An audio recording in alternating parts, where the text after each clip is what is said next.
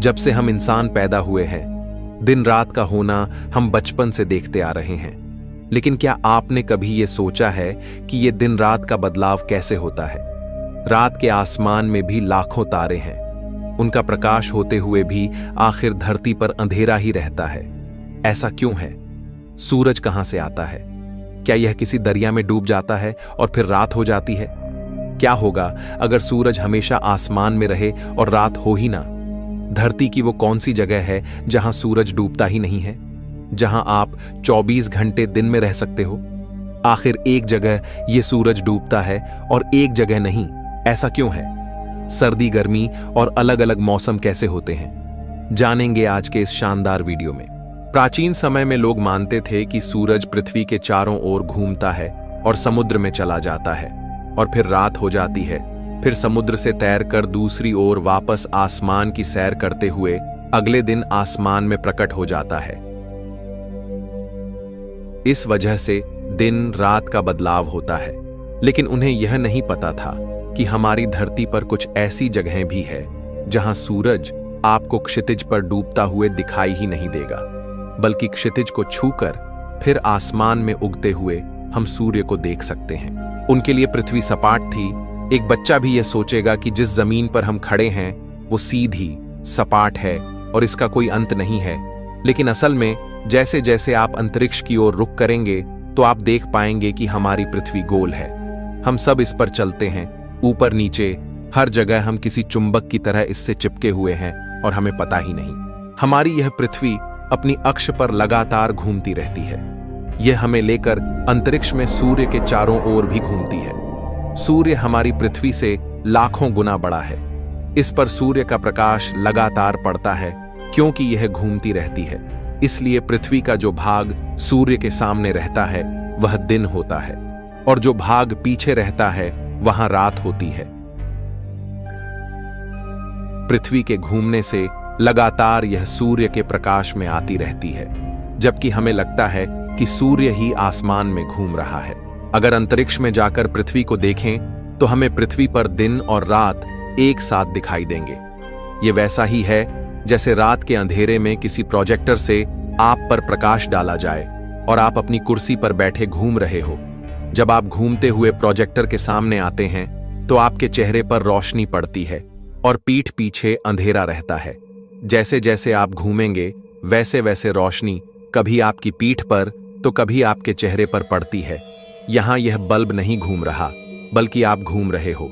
उसी तरह सूरज पृथ्वी के चारों ओर नहीं घूमता, बल्कि पृथ्वी अपनी जगह से घूमती है, जिससे दिन रात होते हैं। जब इंडिया में दिन होता है तो अमेरिका में रात, और जब अमेरिका में रात होती है तो इंडिया में दिन होता है। इसे अंतरिक्ष में देखने पर पृथ्वी का आधा हिस्सा हमेशा दिन में और आधा हिस्सा हमेशा रात में दिखेगा।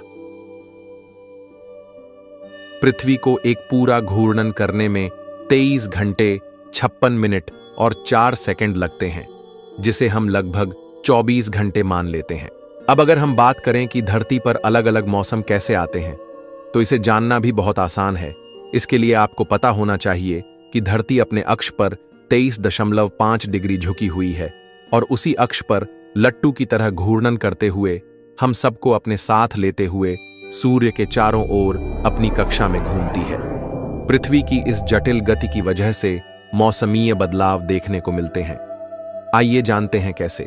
कई लोग सोचते हैं कि सर्दी और गर्मी पृथ्वी द्वारा सूर्य के करीब और दूर जाने की वजह से पैदा होते हैं, लेकिन असल में ऐसा नहीं है, बल्कि यह पृथ्वी के अपने अक्ष पर झुकाव की वजह से संभव होता है। जब पृथ्वी अपने अक्ष पर सूर्य की ओर झुकी होती है, तब पृथ्वी के ऊपर के भाग पर सूर्य का प्रकाश सीधे गिरता है और नीचे के भाग पर यह सीधे नहीं गिरता, जिस वजह से ऊपर और नीचे तापमान का वितरण अलग अलग होता है। इसे समझने के लिए पृथ्वी पर 3 लाइंस खींच लेते हैं। जिस लाइन पर प्रकाश सबसे अधिक गिरेगा वहां गर्मी और जहां सबसे कम वहां सर्दी होगी। ऊपर की कर्क रेखा भारत से होकर गुजरती है। जब धरती सूर्य के सामने झुकी हुई होगी तब सूर्य का प्रकाश भारत पर सीधा पड़ेगा। इस वजह से इस स्थिति में भारत में गर्मी का मौसम होगा और नीचे की लाइन यानी मकर रेखा जो ऑस्ट्रेलिया से गुजरती है वहां किरणें सीधे नहीं गिरती। जिससे उस ओर प्रकाश अधिक क्षेत्र में वितरित हो जाता है। अब जिन देशों से कर्क रेखा गुजरती है वहां गर्मी होगी, क्योंकि ये सभी देश घूमते घूमते सूर्य के सामने आएंगे। दूसरी तरफ नीचे जिन देशों से मकर रेखा गुजरेगी वहां सर्दी का मौसम रहेगा। लेकिन अब अगर आप सोचेंगे कि ऐसे तो कर्क रेखा पे मौजूद देशों पर हमेशा गर्मी और मकर पर सर्दी रहेगी, फिर वहां मौसम कैसे बदलेगा? तो आपको याद दिला दें, हमने आपको बताया था कि पृथ्वी अपनी जटिल गति के चलते सूर्य के चारों ओर अपनी कक्षा में भी घूम रही है और एक घूर्णन पूरा होने में इसे 365 दिन 5 घंटे और 9 मिनट लगते हैं। ऐसे में जब पृथ्वी सूर्य की कक्षा में घूमते घूमते इसके एकदम विपरीत हिस्से में आ जाएगी, तब मकर रेखा सूर्य के सामने आ जाएगी और कर्क रेखा सूर्य से दूर हो जाएगी। अब पहले की ही तरह सब कुछ होगा, लेकिन इस बार कर्क रेखा जहां भारत है वहां सूर्य की किरणें सीधी नहीं गिरेगी और मकर रेखा पर स्थित ऑस्ट्रेलिया में सूर्य का प्रकोप सीधा होगा, जिस वजह से इस बार जो देश मकर रेखा पर है वहां गर्मी होगी और कर्क रेखा पर स्थित देशों में सर्दी होगी। वहीं जब नॉर्थ हेमिस्फेयर का सबसे अधिक झुकाव सूर्य के सामने होता है, यानी कर्क रेखा सूर्य के बिल्कुल सामने आ जाती है, तब इसे नॉर्दर्न हेमिस्फीयर का समर सोल्स्टिस कहा जाता है और यह साल का सबसे बड़ा दिन होता है और सबसे छोटी रात नॉर्थ के लिए यह साल में 21 जून को होता है। और वहीं इसके विपरीत स्थिति में जब साउथर्न हेमिस्फेयर सूर्य के सामने आ जाता है अपने सबसे अधिक झुकाव में, तो इसे दक्षिण भाग का समर सोल्स्टिस कहेंगे, यानी पृथ्वी के दक्षिण क्षेत्र में यह साल का सबसे बड़ा दिन है और सबसे छोटी रात। साउथ हेमिस्फीयर में रहने वालों के लिए यह दिन 22 दिसंबर को होता है। अब यहां आपको कंफ्यूज नहीं होना है, इसका मतलब यही है कि जब पृथ्वी के नॉर्थ में सबसे बड़ा दिन होता है यानी समर सोल्स्टिस, उसी समय पृथ्वी के दक्षिण में सबसे छोटा दिन और लंबी रात होगी, क्योंकि दक्षिण भाग सूर्य से दूर है। जहां उस वक्त विंटर सोल्स्टिस चल रहा होगा, वहीं पे जब पृथ्वी के नॉर्थ हेमिस्फेयर में विंटर सोल्स्टिस होता है तब साउथ में समर सोल्स्टिस होगा। लेकिन सर्दी गर्मी के अलावा अन्य मौसम भी होते हैं, उसे जानने के लिए हमें पृथ्वी की इक्विनॉक्स पोजीशन को देखना पड़ेगा। यह एक बीच की ऐसी स्थिति है जहां सूर्य का प्रकाश पृथ्वी के दोनों हेमिस्फेयर पर बराबर रूप से पड़ता है, क्योंकि तब पृथ्वी का झुकाव न तो सूर्य के सामने होता है न उससे दूर। ऐसी स्थिति साल में 2 बार होती है, इसे इक्विनॉक्स कहा जाता है। यानी 20 मार्च को जब वर्नल इक्विनॉक्स होता है तब उत्तरी गोलार्ध में वसंत की शुरुआत होती है, जबकि दक्षिणी गोलार्ध में पतझड़ की शुरुआत होती है। जब भारत में वसंत का मौसम आता है तो ऑस्ट्रेलिया में पतझड़ का मौसम शुरू होता है। ऑटमनल इक्विनॉक्स यानी 22 या 23 सितंबर के वक्त उत्तरी गोलार्ध में पतझड़ की शुरुआत होती है, जबकि दक्षिणी गोलार्ध में वसंत का मौसम शुरू होता है। जब भारत में पतझड़ का मौसम आता है तो ब्राजील में वसंत का मौसम शुरू होता है। इक्विनॉक्स के वक्त दिन और रात की लंबाई बराबर होती है। इसे आप एक बार वापस देखेंगे तो समझ जाएंगे और थोड़ा गहराई से सोचने पे आप समझ पाएंगे कि पृथ्वी के अपने अक्ष पर घूमने से तो दिन रात होता है, लेकिन इन दिन और रात के लंबाई पृथ्वी के अपनी कक्षा में घूमने से घटती बढ़ती रहती है। अब यहां एक और इंटरेस्टिंग चीज सामने आती है कि पृथ्वी पर कुछ जगहों पर लगभग 6 महीने दिन और 6 महीने रात होती है। आइए देखते हैं वो कौन सी जगहें हैं। इसे जानने के लिए आपको ध्यान देना है कि जब पृथ्वी का नॉर्दर्न हेमिस्फीयर सूर्य की ओर झुका हो, तब पृथ्वी के एक पूरा चक्कर लगाने के बाद भी नॉर्थ पोल पर पूरे 24 घंटे प्रकाश ही रहेगा, यानी दिन। इस वजह से नॉर्वे, स्वीडन, फिनलैंड जैसे देश जो नॉर्थ के करीब है, वहां लगभग 6 महीने दिन रहेगा और वहीं नीचे साउथ पोल तक पूरे 24 घंटे पृथ्वी के घूर्णन होने पर भी रात ही रहती है, क्योंकि यह सूर्य के प्रकाश में नहीं आ पाता। और जब पृथ्वी का साउथ पोल सूर्य के सामने झुका होगा और नॉर्थ उससे परे होगा, तब साउथ में 6 महीने दिन और नॉर्थ में 6 महीने रात होगी। इसलिए इन जगहों पर पूरे साल में 6 महीने दिन और 6 महीने रात रहती है। अब आप अब तक की सबसे इंटरेस्टिंग चीज देखने वाले हो। जहां आप नॉर्मली आसमान में सूरज को पूर्व से उगते हुए और पश्चिम ढलते हुए देखते हो, वहीं नॉर्वे, फिनलैंड जैसे देशों में सूर्य का पथ आसमान में काफी अलग होगा। यहां आप वीडियो में देख सकते हैं कि आसमान में सूर्य कैसे चलते हुए दिखता है। ये क्षितिज में डूबता नहीं है, बल्कि उसे छूकर वापस उठ जाता है, जैसे कि ये हमसे छेड़खानी कर रहा हो। इस नज़ारे को आप लाइव देख सकते हैं जब आप नॉर्वे, फिनलैंड जैसी जगहों पर जाएंगे। लेकिन अब एक सवाल, क्या ऐसा पॉसिबल है कि अगर हम चाहें तो पूरे साल दिन ही दिन में रहे और रात कभी हो ही ना, या फिर पूरे साल रात में रहे बिना दिन के? तो क्या पृथ्वी पर ऐसी कोई जगह है जहां कभी रात होती ही नहीं, या ऐसी कोई दूसरी जगह जहां दिन कभी नहीं होता? तो हम आपको बता दें, पृथ्वी पर ऐसी तो कोई जगह नहीं है, लेकिन फिर भी हम पूरे साल दिन या रात को एक्सपीरियंस कर सकते हैं, जिसके लिए हमें साइंस की मदद लेनी पड़ेगी। तो सबसे पहले आप अपना बैग पैक कर लीजिए और पूरे साल का जरूरी सामान साथ में ले लीजिए। अब जैसे ही भूमध्य रेखा पर सूरज डूबने वाला हो, उस वक्त आपको अपने प्राइवेट जेट में बैठना है, जिसमें पूरे साल भर का फ्यूल है। उसमें बैठकर टेक ऑफ कर लेना होगा और फिर अपने प्लेन को पृथ्वी के घूमने की विपरीत दिशा में, यानी वेस्ट में, अमेरिका की तरफ ले जाना है।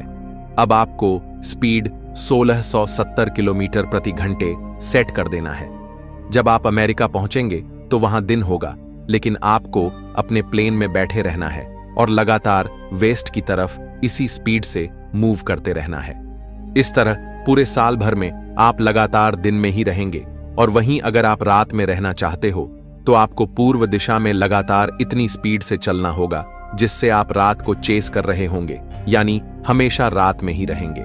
लेकिन क्या यह पॉसिबल है कि इतने तामझाम के बिना ही हम हमेशा दिन में रह सके और कभी रात हो ही नहीं? तो ऐसा पॉसिबल है, लेकिन यह काफी ज्यादा खतरनाक हो जाएगा, और यह तब होगा जब हमारी धरती घूमना बंद कर दे।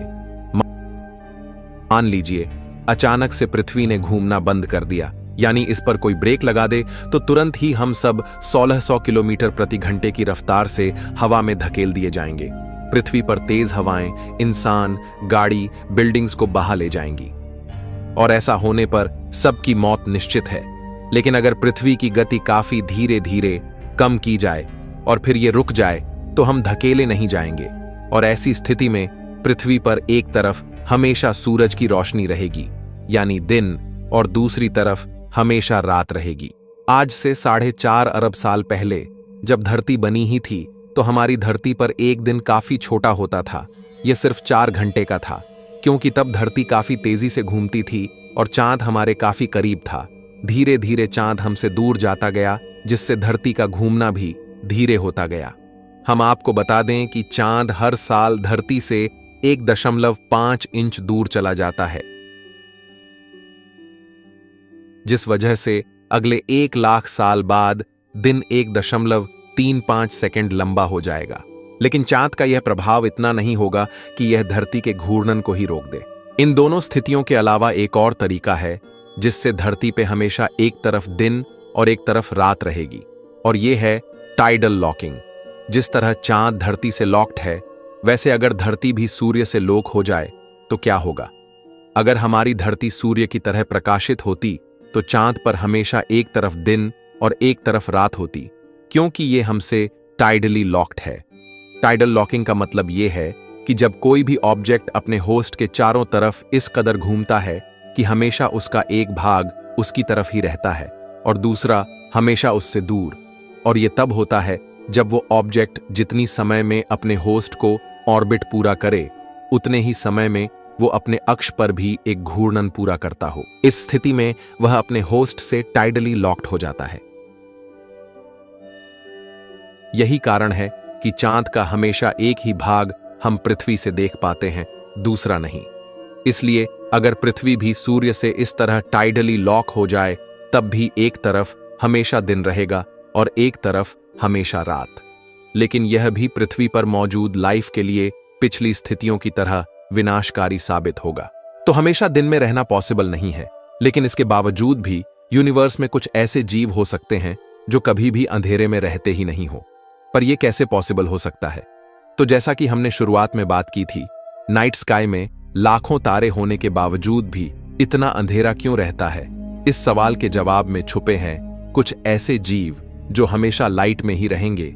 इसे जानने के लिए आपको देखना होगा ओल्बर्स पैराडॉक्स का यह वीडियो, जिसके अनुसार अगर हम एक अनंत ब्रह्मांड में रहते तो हमारा रात का आसमान कभी काला नहीं होता। इस वीडियो पर क्लिक करके आप इसे देख सकते हैं। तो फ्रेंड्स, आशा करते हैं कि आप दिन रात का विज्ञान समझ गए होंगे। मैं मिलता हूं आपसे किसी अगले वीडियो में। तब तक के लिए ब्रह्मांड की सैर करते रहिए।